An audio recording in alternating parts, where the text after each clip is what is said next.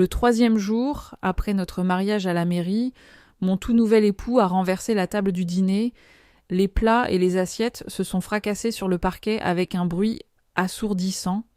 La sauce épaisse du bœuf bourguignon a éclaboussé les jambes de mon pantalon.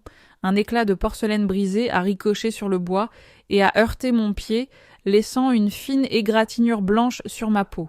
Je tenais encore un bol de riz à moitié vide, ma fourchette suspendue en l'air. Le morceau de viande que je venais de piquer n'a même pas atteint ma bouche. Je te parle. Tu es sourde. Bastien se tenait au milieu des débris. Les veines de son cou saillaient et son visage virait au violet foncé. Ma mère m'a dit « Il faut tenir une femme en laisse courte. Tu la bats une fois bien comme il faut et elle apprend à obéir. On est à marier maintenant. Tu as rejoint la famille Meunier, alors tu vas suivre nos règles. Tu crois que tu es encore une princesse intouchable de ta belle maison. Il est temps que tu apprennes ta place. » J'ai doucement posé ma fourchette sur le bord de la seule assiette rescapée, puis tout aussi silencieusement, j'ai posé mon bol. Mes mouvements étaient lents, comme si je manipulais un vase antique et fragile. Le son du bol, touchant le plateau en bois de la table, fut complètement noyé par les beuglements de Bastien. Quelle règle! J'ai attrapé une serviette en papier, je me suis essuyé les mains, et j'ai levé les yeux vers lui. Tout ton salaire va sur notre compte joint chaque mois auquel ma mère a aussi accès pour surveiller les dépenses. Tu géreras tout le foyer avec ton propre argent. Le matin, tu te lèves à 6h et tu me prépares un petit déjeuner chaud. Et le soir, quand je rentre du travail, le dîner sera sur la table et une bière fraîche à la main. Et encore une chose. Il fit un pas vers moi me dominant alors que j'étais assise sur la chaise.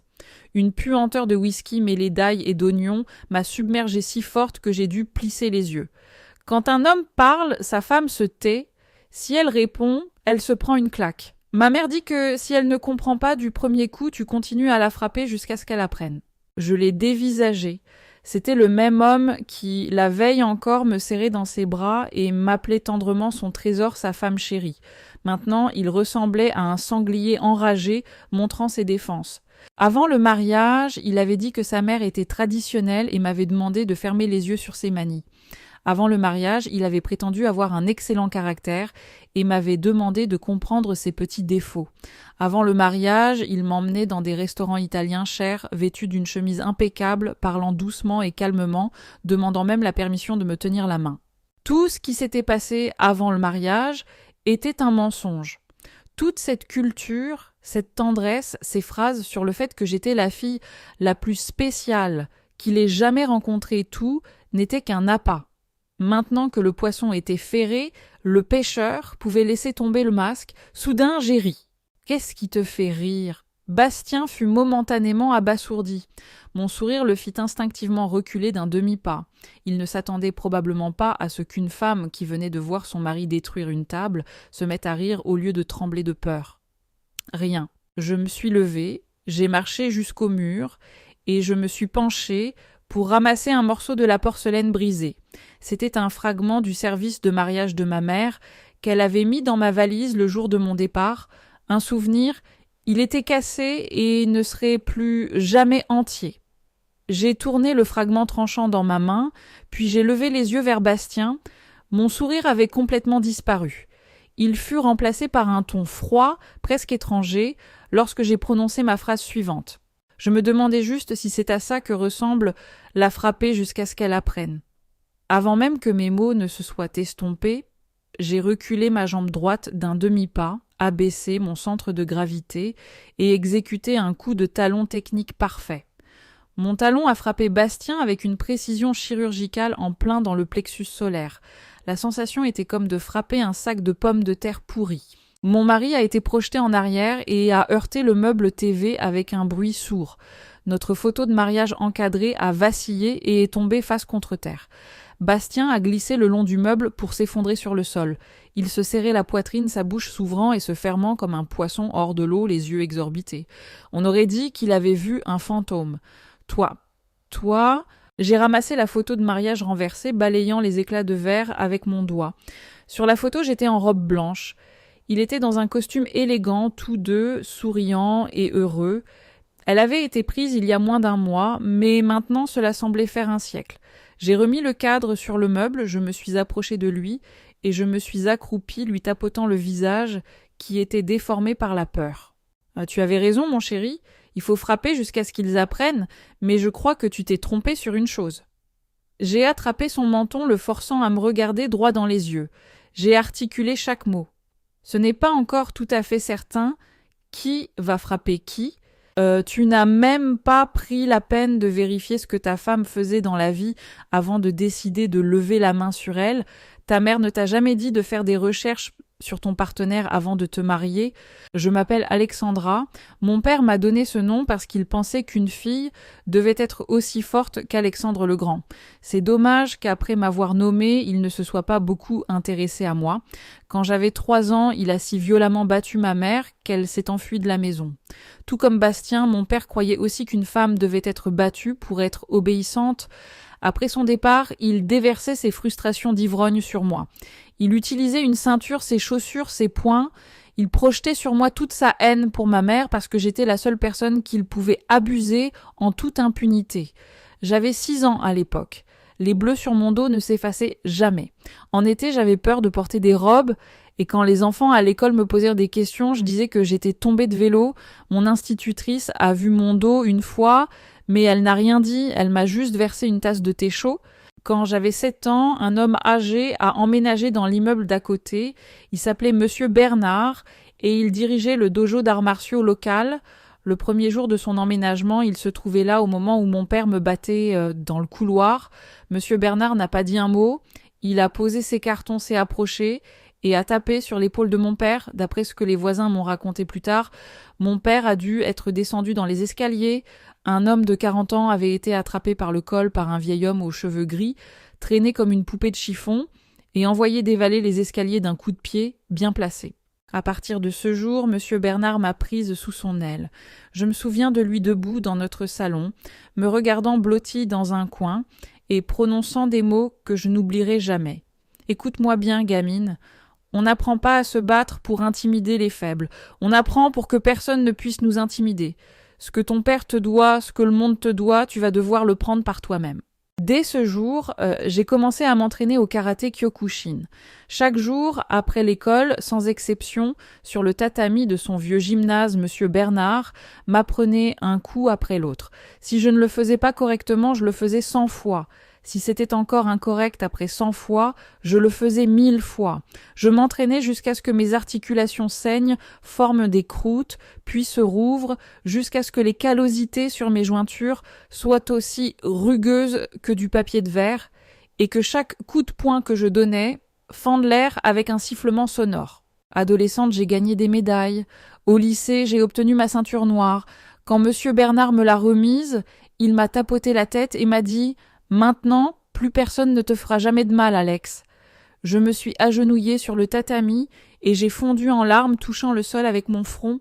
Je suis allée dans une grande ville à Lyon pour l'université. Pendant 4 ans, je me suis entraînée au kickboxing. Monsieur Bernard disait que le karaté traditionnel et le kickboxing full contact étaient 2 logiques différentes. Il fallait connaître les deux pour vraiment savoir se battre. Le karaté, c'est la discipline et la technique pure. Le kickboxing, c'est la réalité brutale du ring, briser son adversaire dans le respect des règles. L'un enseigne le contrôle, l'autre, le déchaînement de la puissance. À l'université, aucun gars de l'équipe ne tenait plus de 3 rounds en sparring avec moi. Le président du club, un géant de plus d'1,90 m, est resté 1 minute entière sur le tapis à bout de souffle après que je l'ai mis au sol. Quand il s'est finalement relevé, tout ce qu'il a dit, c'est « Alex, si ton futur mari t'énerve un jour, il a intérêt à appeler le SAMU d'abord. » Je pensais que c'était une blague. Après l'université, je suis retournée dans ma ville natale. J'ai commencé à travailler au centre sportif municipal comme coach. Pendant 3 ans, j'ai formé d'excellents combattants et nous avons remporté plusieurs trophées. Les enfants m'appelaient coach et les adultes m'appelaient Alex. Personne ne me voyait comme un monstre. J'étais la seule capable de calmer le groupe de jeunes à risque le plus indiscipliné. Je suis entrée dans le premier cours et j'ai mis leur plus grande gueule au tapis 7 fois de suite. La 7e fois, allongé là, le nez en sang, il a regardé le plafond et a grogné « Respect, coach ». Bastien ne savait rien de tout ça. Il n'avait aucune idée qu'il avait épousé une ceinture noire et une coach de kickboxing. Il ne savait pas que la femme qui devait être battue passait 5 jours par semaine à projeter des gens sur des tapis pour gagner sa vie. Tout ce qu'il voyait, c'est que Je n'étais pas laide, que j'avais un comportement calme, que je parlais doucement et que je ne faisais pas de crise d'hystérie. Sa mère a décidé qu'une telle fille serait facile à modeler, et il l'a cru. Il n'a même jamais demandé où je travaillais exactement pendant les 6 mois de nos fiançailles. Tout ce qu'il savait, c'est que je travaillais dans un centre sportif. Il pensait probablement que j'étais une employée de bureau qui brassait de la paperasse. J'ai essayé de lui en parler plusieurs fois, mais sa mère interrompait toujours. La première fois, c'était quand je suis allée chez eux pour un dîner de présentation. Elle m'a regardé par-dessus sa tasse de thé, comme si j'étais une bête de foire. Elle a immédiatement lancé « Alors combien de propriétés votre famille possède-t-elle? Combien gagnez-vous? Combien d'enfants aurez-vous? Savez-vous au moins cuisiner et faire la lessive ?» Avant que je puisse ouvrir la bouche, elle a ajouté « Nous, les meuniers, on ne se soucie pas de l'apparence. Seulement si une femme est une bonne maîtresse de maison. Celle-ci a l'air calme, juste un peu maigre. Une fois qu'elle sera enceinte, il faudra bien la remplumer. » La deuxième fois, c'était quand nous organisions le mariage. J'ai dit que je voulais une petite cérémonie. Christine a frappé du poing sur la table. Pas question. Mon fils doit avoir un grand mariage, 200 personnes, un orchestre et pas moins de 5 voitures dans le cortège. On s'occupera du mariage car on a beaucoup d'invités, mais tes parents devront payer pour tout leur couvert et tu utiliseras tes économies pour acheter une nouvelle voiture à Bastien. Il faut bien donner de sa personne pour rejoindre notre famille. Elle a agité ses doigts au vernis rouge écaillé sous mon nez. J'ai avalé ma salive à ce moment-là, non par peur, mais parce que Bastien était assis à côté de moi, me lançant des regards suppliants. En privé, il m'a dit « Ma mère a la langue bien pendue, mais un bon cœur. C'est de lui, c'est tout. Après le mariage, on vivra notre propre vie. » Et moi, comme une idiote, je l'ai cru. Maintenant, je sais que ce n'était pas une langue bien pendue, elle me voyait simplement comme une proie facile, et nous en étions là. L'acte de mariage était signé, la maison achetée, j'avais payé la compte et les rénovations, son argent était entièrement entre les mains de sa mère. À leurs yeux, j'étais maintenant une propriété familiale prise dans un piège légal dont il n'y avait soi-disant aucune issue. Ils ont décidé qu'il était temps d'enlever leur masque et de montrer les crocs. Ils voulaient faire de moi une seconde version de ma propre mère, celle qui ne dirait pas un mot quand on la bat, qui nettoierait leurs chaussures à genoux et irait ensuite préparer le dîner. Jour après jour, année après année, jusqu'à ce que je sois finalement brisée. Quand Bastien a finalement réussi à se relever du sol, le choc dans ses yeux a laissé place à la fureur. Il pensait probablement que le coup était un coup de chance, une attaque surprise à laquelle il n'était pas préparé. Après tout, comment une femme de petite taille pouvait-elle mettre à terre un homme d'1,80 m? Il a attrapé une chaise de salle à manger en bois et l'a balancée visant ma tête en grognant la pire insulte imaginable. La salive volait de ses dents serrées. J'ai esquivé sur le côté. La chaise a manqué mon oreille de quelques centimètres et s'est écrasée contre le mur dans un bruit de bois qui se brise. De la poussière de plâtre est tombée sur le sol. Avant que Bastien ne puisse retrouver son équilibre, j'ai saisi son poignet de ma main gauche, le tirant vers le bas. Et avec ma main droite, un coup sec et précis. Je l'ai frappé à 5 centimètres au-dessus de sa pomme d'Adam, pas pour le tuer, juste pour lui apprendre ce qu'est la douleur. Peu importe comment on l'appelle, un coup au larynx rend la respiration impossible pendant environ 3 secondes. Bastien a poussé un cri étranglé. La chaise est tombée de ses mains. Il s'est agrippé la gorge à 2 mains, ressemblant à un poisson jeté sur le rivage. Il haletait, mais aucun air n'entrait. Je ne lui ai pas donné un instant de répit. J'ai porté un coup de pied bas directement à l'arrière de son genou. Monsieur Bernard disait toujours « Frappe les points d'appui. L'arrière du genou est la partie la plus faible de la jambe. Il suffit d'une fraction de ta force pour faire perdre l'équilibre à quelqu'un. » Bastien s'est effondré sur un genou avec un bruit sourd. Je l'ai attrapé par les cheveux à la nuque et j'ai violemment projeté son visage sur le parquet, là où la sauce du bœuf bourguignon s'était renversée. Des éclats de la porcelaine de ma mère se sont plantés dans sa joue. Il a hurlé de douleur. « Souviens-toi de ça !» Je me suis penchée et j'ai murmuré directement dans son oreille si doucement que lui seul pouvait entendre. « Quel goût ça a d'être frappé jusqu'à ce que tu apprennes !» Sa bouche était pleine de jurons et d'ordures. Il a essayé de se libérer, ses mains griffant inutilement le sol. J'ai enfoncé mon genou dans le bas de son dos, j'ai tordu son bras derrière lui dans une clé douloureuse d'une main. Et j'ai attrapé mon téléphone sur le comptoir de l'autre, j'ai activé l'enregistreur vocal. Maintenant, répète exactement ce que tu as dit tout à l'heure. Une femme doit connaître sa place, c'est ça. Dis-le clairement. Qui t'a appris ça? Pourquoi tu fais ça? Qu'est-ce que je suis censé faire après que tu m'auras brisé point par point? Plaqué contre le sol frais, le visage barbouillé de nourriture, Bastien a d'abord essayé de faire le dur. Il a menacé « Tu oses frapper ton mari, je vais te tuer. Tu verras quand je te lâcherai. » À chaque juron, je tordais son bras d'1 millimètre de plus. À la 3e insulte, ses menaces se sont transformées en gémissements. L'articulation de son épaule a craqué avec un avertissement sonore. Tout est enregistré. J'ai agité le téléphone devant ses yeux. Les ondes sonores sur l'écran sautaient de haut en bas. Tu as dit qu'une femme devait être battue. Qui t'a dit ça? Ta maman, allez, dis-le dans le micro. Le visage de Bastien était aussi rouge qu'une betterave. Les veines de son cou pulsaient. Broyant les mots entre ses dents, il a réussi à dire « Lâche-moi ». Pas question, on restera dans cette position aussi longtemps qu'il le faudra pour que tu coopères. J'ai appuyé un peu plus fort mon genou dans son dos. Il a grogné. Il était étalé comme une grenouille. La sauce grasse avait déjà imbibé le col de sa chemise blanche, celle que Christine lui avait achetée, le tachant d'un brin dégoûtant. L'impasse a duré environ 5 minutes. Pendant ce temps, Bastien a essayé de se libérer à plusieurs reprises. Chaque fois, j'ai resserré la clé, le piégeant dans un étau de douleur. Finalement, il a craqué. Je vais parler.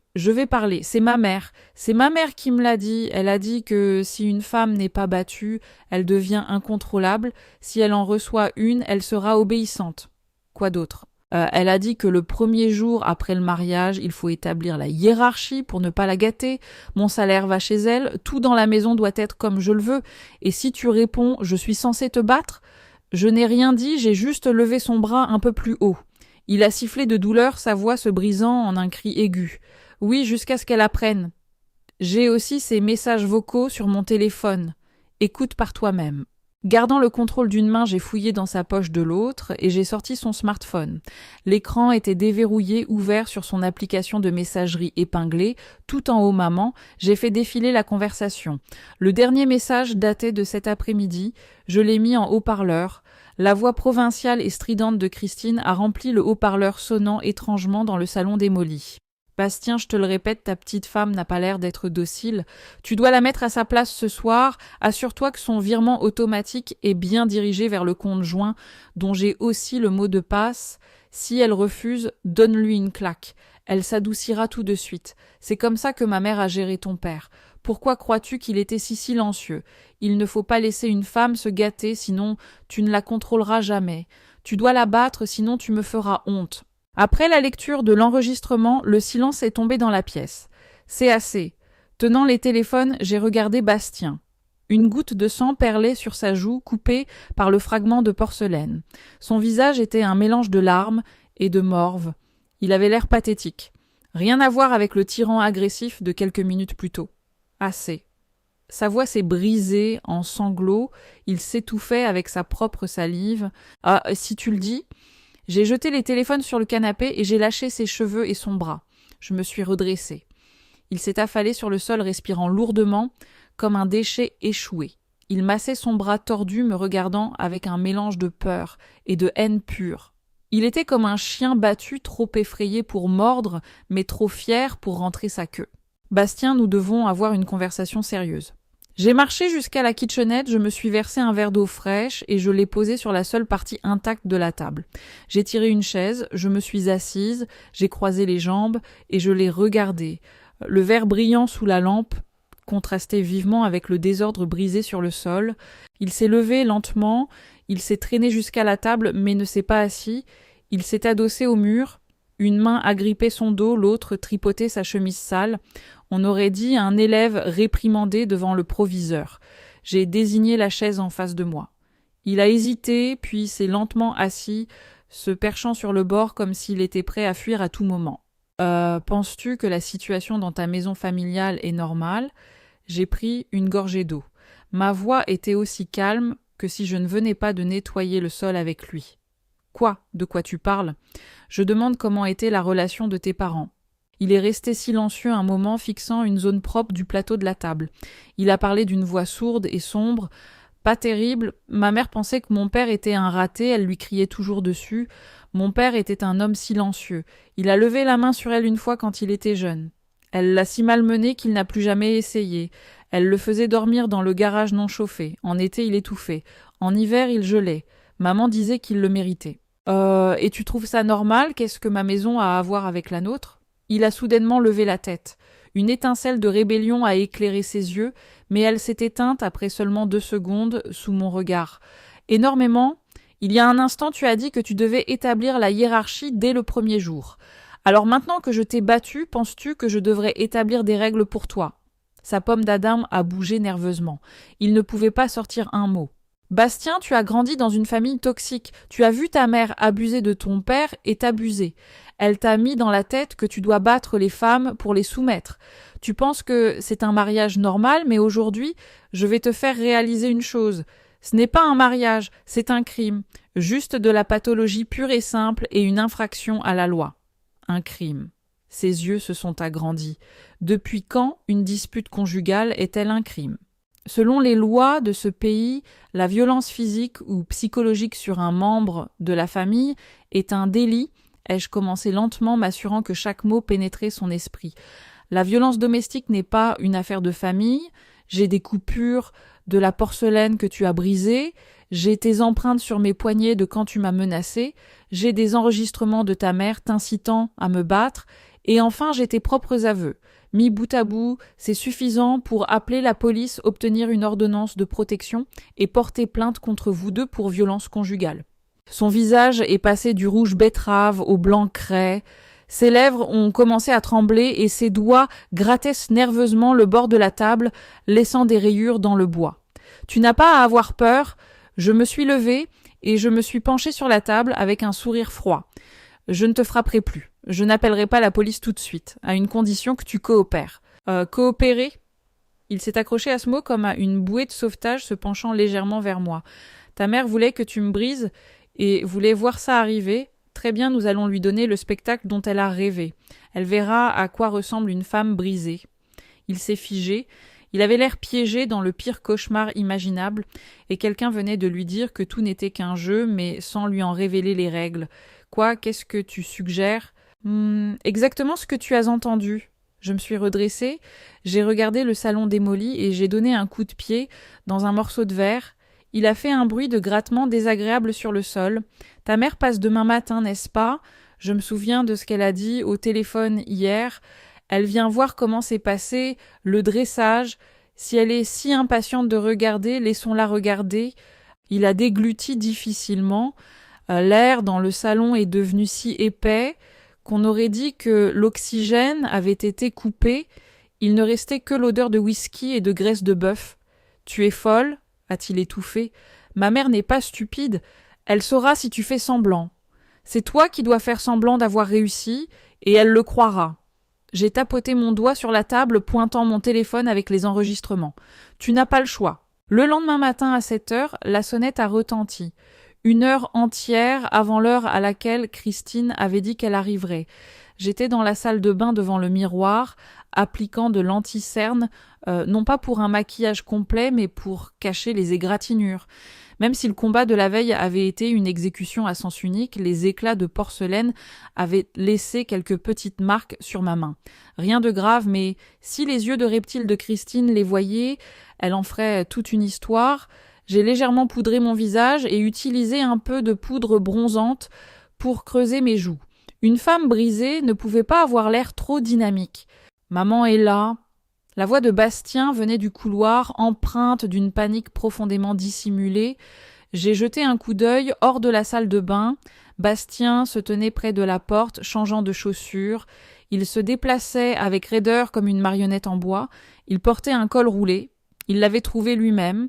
Une marque rouge distincte de mon cou était encore visible sur son cou. La porte s'est ouverte. C'était ma belle-mère Christine, une femme d'une 50aine d'années aussi acérée qu'un rasoir. Elle portait une veste d'hiver criarde et bon marché, par-dessus un pull en laine violet. Ses bottes claquaient bruyamment sur le sol. Dans sa main, elle tenait un sac de course en plastique bien rempli, d'où provenait le cliquetis de lourds bocaux de piment, faits maison de plat en sauce, et de soupe au poulet. Elle avait apporté des provisions pour s'assurer que son petit garçon ne mourait pas de faim. Elle ne m'a pas salué, n'a pas enlevé ses chaussures, elle est entrée directement dans le salon et a immédiatement jeté un regard critique et évaluateur autour de la pièce. Ses yeux ont balayé le meuble TV, la poussière sur les comptoirs, le sol. Je suis sortie lentement de la salle de bain, la tête baissée. J'ai joint mes mains devant mon ventre, en courbant légèrement les épaules. J'avançais pas à pas lentement et avec incertitude comme une victime terrifiée. Au gymnase, j'avais souvent observé la mère d'une de mes élèves, une jeune femme nommée Lucie. Elle était une victime de longue date de violences conjugales. Je me souvenais de chacun de ses réflexes, le menton baissé, le regard fuyant, les pas silencieux, le bégaiement.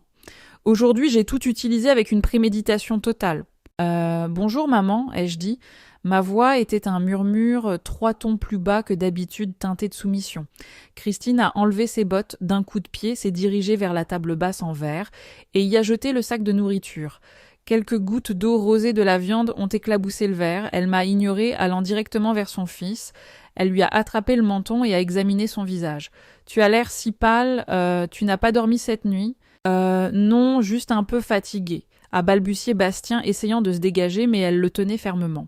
Le regard de Christine a glissé sur le col haut de son col roulé, puis s'est tourné vers moi. Elle m'a fixé pendant 5 bonnes secondes, cherchant le moindre signe de défi, avant que les coins de sa bouche ne se relèvent lentement, en un sourire incroyablement satisfait et cruel. « Alors Bastien, tu l'as mise à sa place ?» Bastien a dégluti nerveusement, jetant un coup d'œil dans ma direction. J'ai tremblé au bon moment, tordant un torchon en coton dans mes mains, jusqu'à ce que mes articulations blanchissent. Christine a remarqué ce détail et son sourire s'est élargi. Elle s'est assise sur le canapé à croiser les jambes et a exigé un verre d'eau. Je lui ai tendu le verre à 2 mains, la tête baissée, les yeux pratiquement fixés sur le sol. « Voilà maman. » Christine n'a pas pris une gorgée, elle a juste claqué le verre sur la table. « Tu es une meunier maintenant. Écoute-moi bien car je ne le répéterai pas. Premièrement, ton salaire me revient, j'ai vérifié. Chaque euro que tu gagnes va sur le compte joint que je supervise. Deuxièmement, tu te lèves à 6 heures et tu prépares un petit déjeuner chaud à mon fils. Il a l'estomac fragile. Troisièmement, après le travail, tu nettoies, tu prépares le dîner et quand il a fini de manger, tu lui apportes une bière et tu repasses ses chemises pour le lendemain. Un homme a besoin de se reposer après une dure journée. La maison, c'est ton travail. Et quatrièmement, tu seras enceinte d'ici l'année prochaine. L'horloge tourne. Je te prendrai rendez-vous chez un bon gynécologue dans une clinique privée. Tu dois laisser tomber tes stupides passe-temps sportifs et te mettre à faire des bébés. Compris. Elle s'est tue ses yeux, me scrutant comme une chouette repérant une souris. Tu as compris ? J'ai baissé la tête encore plus bas. Je comprends, maman. J'ai jeté un regard terrifié à Bastien comme pour implorer son aide. Sa pomme d'Adam a sauté alors qu'il essayait de forcer une réponse. Maman, elle a compris maintenant. Je lui ai expliqué hier. Expliquer est une chose, vérifier en est une autre. Christine s'est levée du canapé et s'est approchée de moi, me dominant avec un sentiment de supériorité absolue. Ses doigts glacés ont brutalement saisi mon menton, forçant mon visage à se relever, jusqu'à ce que ses ongles s'enfoncent dans ma peau. Écoute-moi bien, ma petite. Ne le prends pas personnellement, je veille juste sur mon fils. L'homme est le maître de maison et tu es là pour servir. Plus tu t'inclineras bas, plus ce sera facile pour toi. Si ta mère ne t'a pas appris ça, je le ferai. Le mot mère a touché un air à vif, trop vif. Elle avait raison, ma mère ne m'avait pas appris ça. Elle avait été chassée de chez elle par les poings de mon père, me laissant avec un regard vide et du sang sur les mains. Mais Monsieur Bernard m'avait appris, je me souviens de lui frappant la main sur le tatami et répétant « Alex, chaque goutte de sueur que tu verses, c'est pour que tu n'aies plus jamais à t'agenouiller pour ramasser du verre brisé dans ta vie.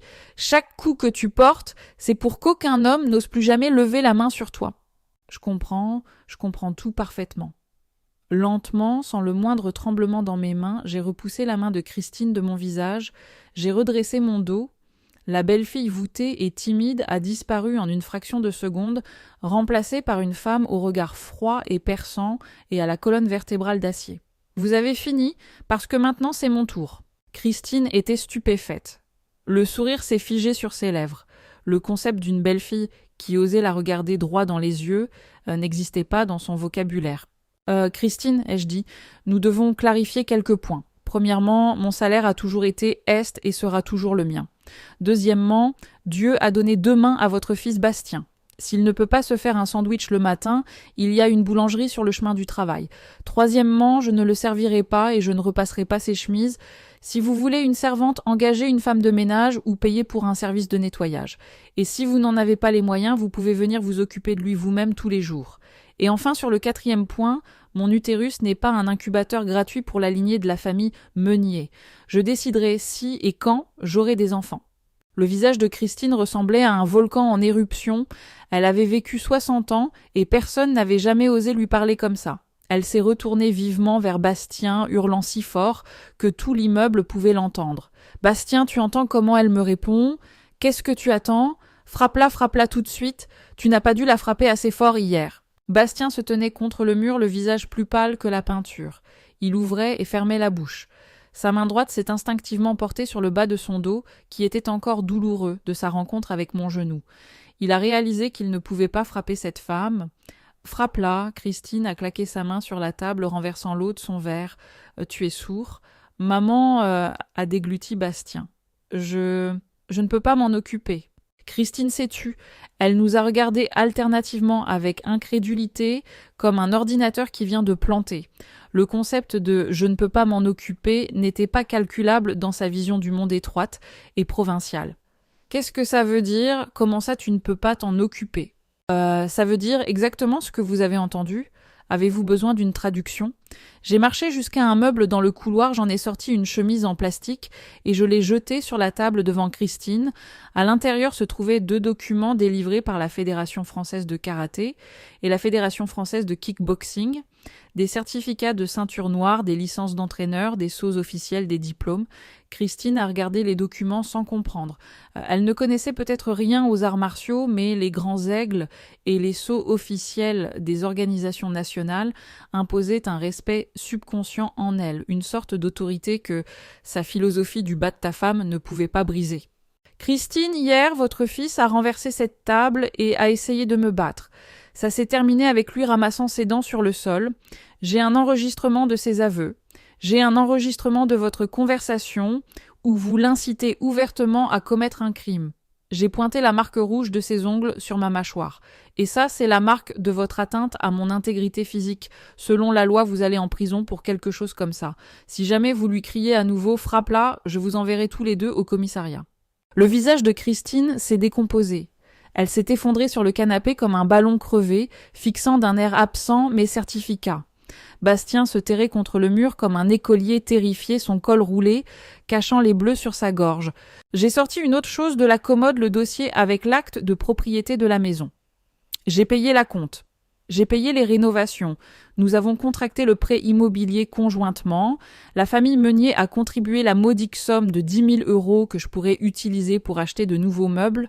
Après avoir déduit le coût de la porcelaine détruite et « oh oui, ces vieux plats que vous avez traînés ici », ai-je ajouté avec un sourire. Je suis allée dans la chambre d'où j'ai sorti une valise déjà prête. Mon téléphone est dans la poche de ma veste. Les enregistrements, l'acte de propriété, tout est dans le cloud. Ai-je dit doucement mais fermement tenant la poignée de la valise. Si jamais vous vous présentez à mon lieu de travail, si vous me harcelez ou si vous créez des histoires en ligne, je vous garantis que ces enregistrements iront au procureur de la République. Bastien a réussi à balbutier. « Alex, on ne peut pas recommencer. » Je l'ai regardé avec mépris. Cet homme qui m'avait juré fidélité et honnêteté à la mairie était maintenant assis contre un mur 3 jours plus tard, se cachant derrière les jupes de sa mère dominatrice, demandant pathétiquement si nous pouvions recommencer. Bastien, tu n'as jamais voulu de moi. Tu voulais une version plus jeune de ta mère qui nettoierait, cuisinerait et vous servirait toi et ta famille toxique gratuitement. J'ai ouvert la porte d'entrée, le soleil d'automne matinal a frappé mon visage et un air frais et vivifiant a rempli mes poumons.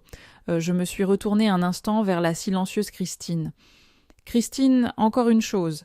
Les femmes ne sont pas faites pour être frappées. Elles sont faites pour être respectées. Vous allez vieillir dans la peur. Car quand vos forces vous abandonneront, le système même que vous avez construit ici se retournera contre vous. Les roulettes de ma valise cliquetaient rythmiquement dans les escaliers de l'immeuble. À chaque pas, je me sentais plus légère. Dehors, le vent d'automne soufflait les feuilles brunes des arbres. Mon téléphone a vibré. C'était Michel, mon collègue. « Salut, Alex », a-t-il dit brièvement. « J'ai entendu dire qu'il y avait des problèmes. Les filles sur le groupe de discussion ont dit que tu partais avec une valise ce matin. Tout va bien. Ça va, je viens de déménager et je prépare un divorce. Tu pourras couvrir mes cours de l'après-midi. Il y a eu une pause de 2 secondes. Michel, un gars plus âgé qui ne mâchait pas ses mots, a répondu sans détour. Où es-tu? Je passe te prendre en voiture. Attends-moi. Michel est arrivé devant mon ancien immeuble 5 minutes plus tard. Il a pris ma valise, l'a mise dans le coffre et je me suis assise sur le siège passager. Il a brièvement jeté un coup d'œil à mes mains égratignées et à ma mâchoire rouge. Il n'a rien dit. Il a démarré en trombe. Sur le chemin du centre sportif, il a rompu le silence. Dis-moi juste pour lui, où est-ce qu'il t'a frappé? Il a renversé la table, cassé une assiette. Les éclats m'ont égratigné les mains et les jambes et la belle-mère m'a attrapé la mâchoire. Il ne m'a pas frappé lui-même parce qu'il a été frappé le premier, ai-je répondu pensivement, fixant les immeubles qui défilaient. Un étrange sourire satisfait a vacillé sur le visage de Michel, mais il est immédiatement redevenu sérieux. Il a baissé la radio et a dit d'une voix très grave, comme s'il expliquait une stratégie de ring: « Écoute Alex, ça fait 15 ans que je travaille dans des salles de sport. J'ai vu des femmes battues, des maris battus, des enfants battus. La violence domestique a tendance à transformer la victime en agresseur si tu ne couvres pas tes arrières immédiatement. Tu as des enregistrements, tu as pris des photos des égratignures. Oui, tout. Va chercher un certificat médical, même pour des coupures stupides de verre. Tu as tabassé un gars parce que tu étais en légitime défense. Mais leurs avocats essaieront de prouver que tu as utilisé une force excessive. Les preuves médicales sont à base. Et encore une chose, les gars comme lui, après avoir perdu le contrôle et avoir été humiliés devant leur maman, deviennent fous de honte. Leur ego masculin meurtri peut mener à une tragédie. Fais attention en rentrant de l'entraînement après la tombée de la nuit. Compris. Merci. Je suis restée silencieuse un moment, et en sortant, j'ai ajouté avec un sourire narquois: « Michel, je peux t'emprunter cette matraque télescopique que tu caches sous ton survêtement dans ton casier. » Il a ri, secouant la tête avec incrédulité. « Tu es une sacrée chipie, d'accord. Je change la serrure de mon casier. » On m'a donné une chambre temporaire à l'hôtel du centre sportif, juste derrière le hall principal. Les conditions étaient spartiates. Un lit, un bureau, une petite armoire et une salle de bain commune au bout du couloir. Mais il y avait quelque chose d'inestimable, la sécurité. Il y avait un gardien à la réception 24 heures sur 24 et 7 jours sur 7. Et si Bastien essayait d'entrer, mon équipe de la section kickboxing l'aurait sorti dans un sac mortuaire. Mon premier appel depuis l'hôtel a été pour un vieil avocat spécialisé en droit de la famille. Quand il a entendu toute l'histoire de A à Z, il est resté silencieux quelques secondes, puis a annoncé dans le combiné: « Vous êtes bien plus intelligente que votre père il y a 20 ans. Pendant son affaire de divorce, il a tellement embrouillé les choses que votre mère a finalement perdu ses droits et je m'en sens coupable depuis des décennies. Nous allons vous aider. Nous avons assez pour un divorce aux torts exclusifs. Rappelez-vous, juste pas de réunion sans témoin, pas de SMS, sans capture d'écran. Le divorce prendra du temps s'il s'obstine, mais avec ces enregistrements, il devrait se rendre pendant la médiation et accepter le jugement immédiatement. On verra bien. » Le soir même, j'ai dirigé le cours du groupe avancé. De jeunes lycéens, des adultes, après le travail, quelques gares, des quartiers difficiles.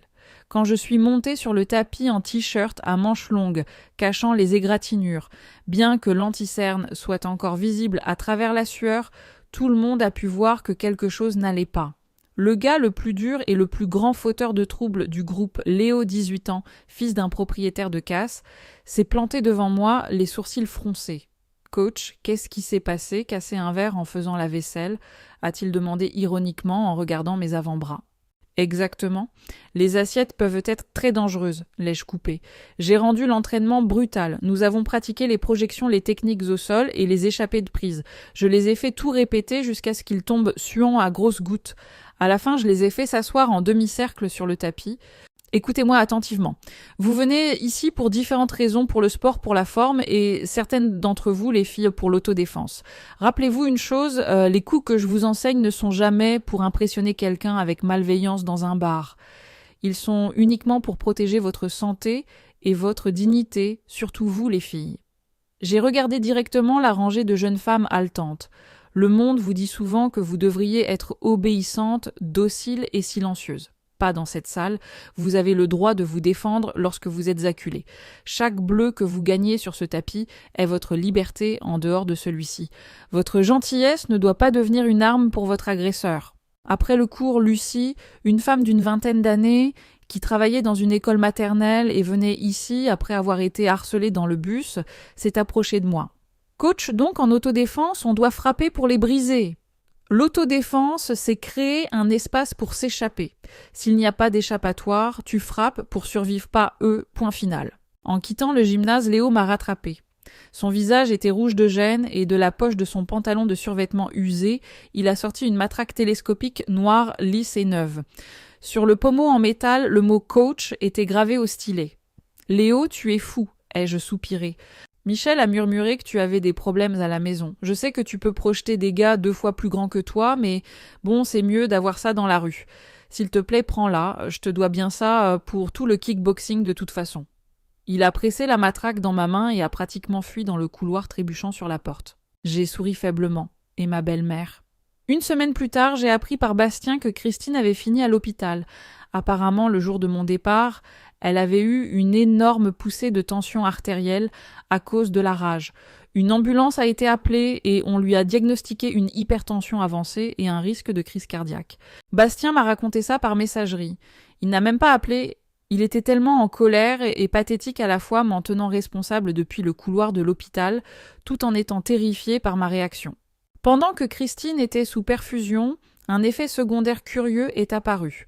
En voulant acheter les médicaments de sa mère et payer quelques examens supplémentaires à l'hôpital Bastien, s'est rendu compte qu'il avait à peine 20 € dans son portefeuille.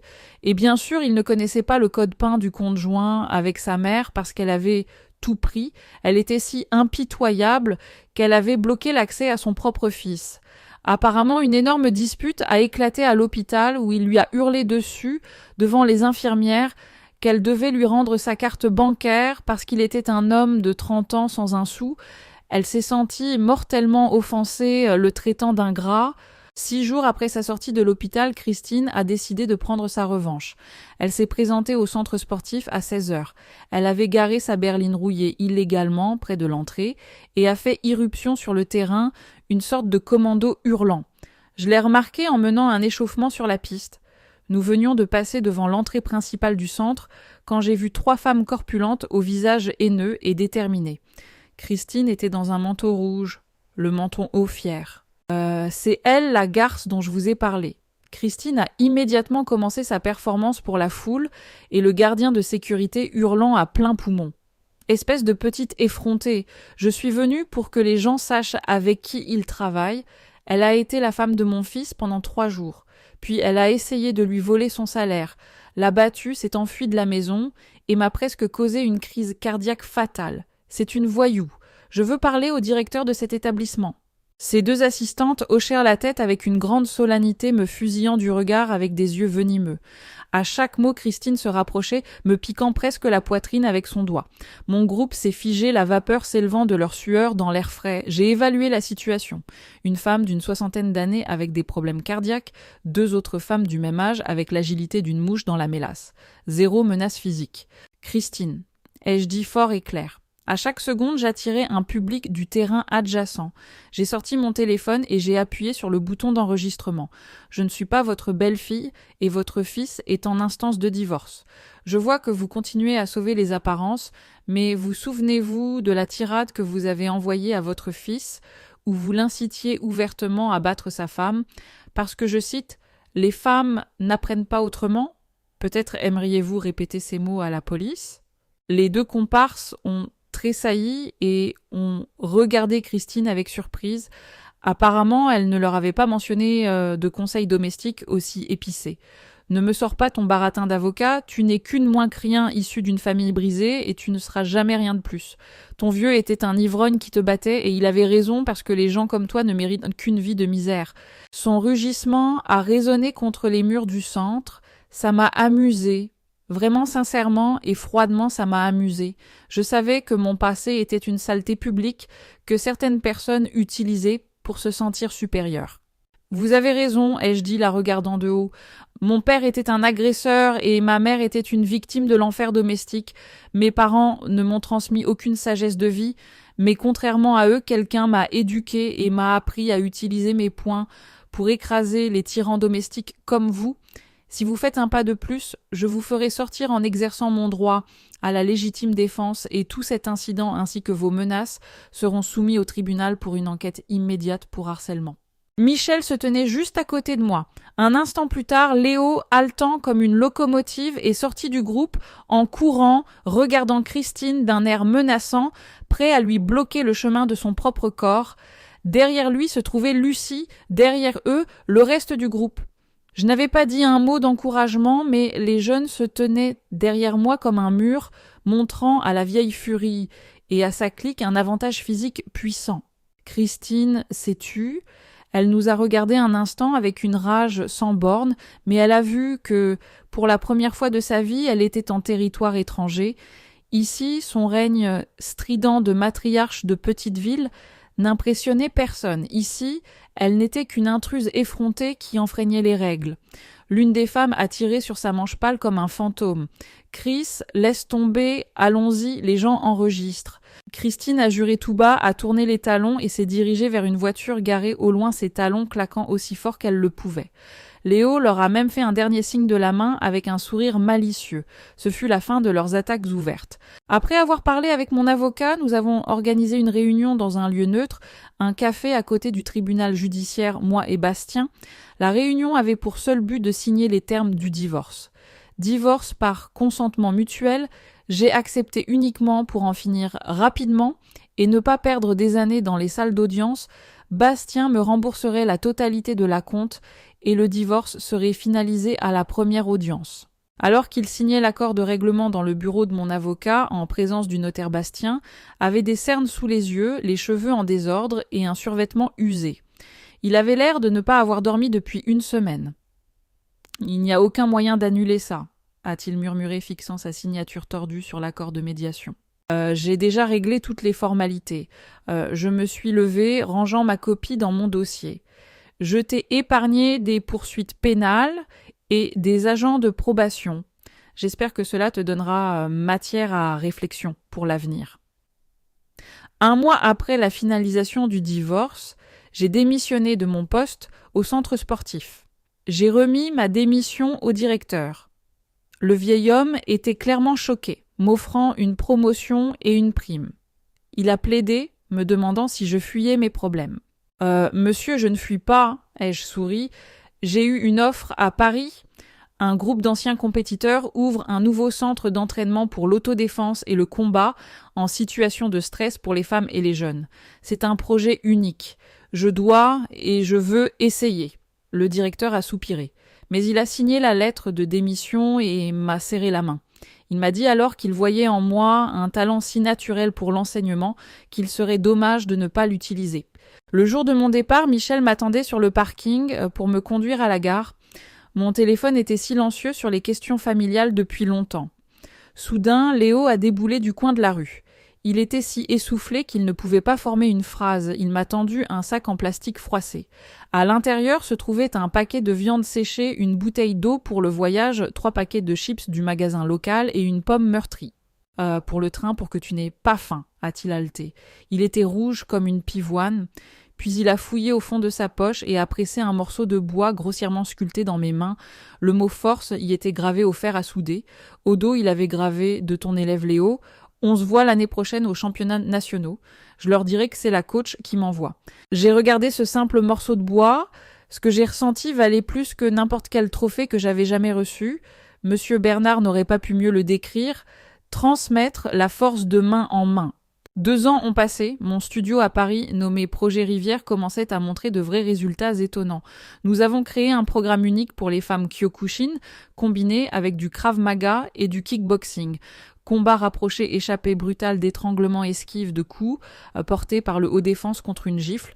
Chaque fois que je me tenais devant une nouvelle classe de femmes choquées, peu sûres d'elles ou traumatisées, je disais toujours les mêmes mots que j'avais inculqués à mes élèves précédents. Un soir d'hiver, mon téléphone a vibré, l'écran affichait Bastien Meunier. Je l'avais depuis longtemps retiré de mes contacts, oublié l'ancienne confiance. J'ai répondu par curiosité. « Alex ! Salut !» a-t-il commencé d'une voix calme et plate, désolé d'appeler. En arrière-plan, j'entendais le sifflement d'un vent glacial. Il m'a dit qu'il avait déménagé en ville pour un gros chantier.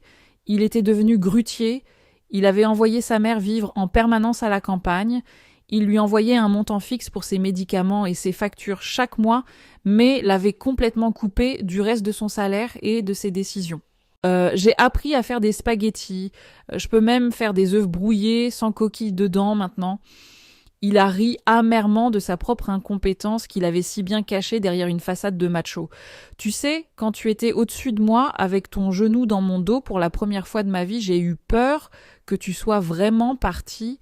Ce n'est que lorsque je me suis retrouvée seule sans ma mère pour me dicter ce que je devais penser, que j'ai réalisé quel salaud j'étais, j'ai gâché ma chance.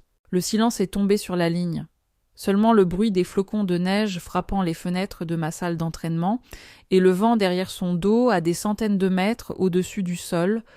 Je ne te déteste pas, Bastien. La haine, c'est pour les gens qui vivent dans le passé et je n'ai pas l'énergie pour ça, ai-je dit calmement. Travaille sur toi, c'est le seul conseil que je peux te donner. J'ai raccroché. Ce chapitre était clos à 100%.